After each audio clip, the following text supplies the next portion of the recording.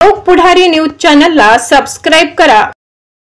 धुळे सुरत महामार्गावरील कोंडाईबारी घाटाजवळील खाम चौदर शिवारात आज दोन वेगवेगळ्या आणि भीषण अपघातांनी वाहतूक विस्कळीत झाली।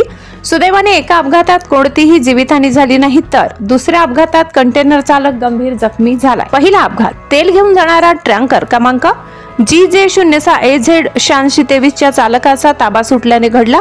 टँकरने पुढे जाणाऱ्या इको कारला क्रमांक MH18CE2129 ला मागून जोरदार धडक दिली आणि त्यानंतर टँकर रस्त्याच्या कडेला असलेल्या खड्ड्यात पलटी झाला। टँकर चालक फरार आहे, तर या अपघातात इको कारचे मोठ्या प्रमाणात नुकसान झाले, तरी सुदैवाने कोणतीही जीवितहानी झाली नाही। दुसरा अपघात धुळ्याहून सुरतकडे भरधाव वेगाने जाणारा एक मोठा कंटेनर क्रमांक GJ36V 8433 यावरील चालकाला रस्त्यावरील गतिरोधक लक्षात न आल्याने त्याने अचानक ब्रेक लावला, त्यामुळे कंटेनर 20 ते 25 फूट रस्त्यावर फरफटत गेला आणि विरुद्ध बाजूच्या रस्त्यावर मध्यभागी पलटी झाला। या अपघातात कंटेनर चालक गंभीर जखमी झाला।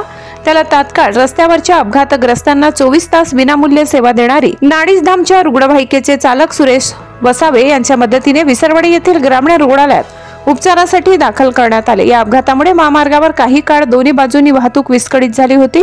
स्थानिक प्रशासन घटनास्थळी पोहोचून परिस्थिती नियंत्रणात आणली।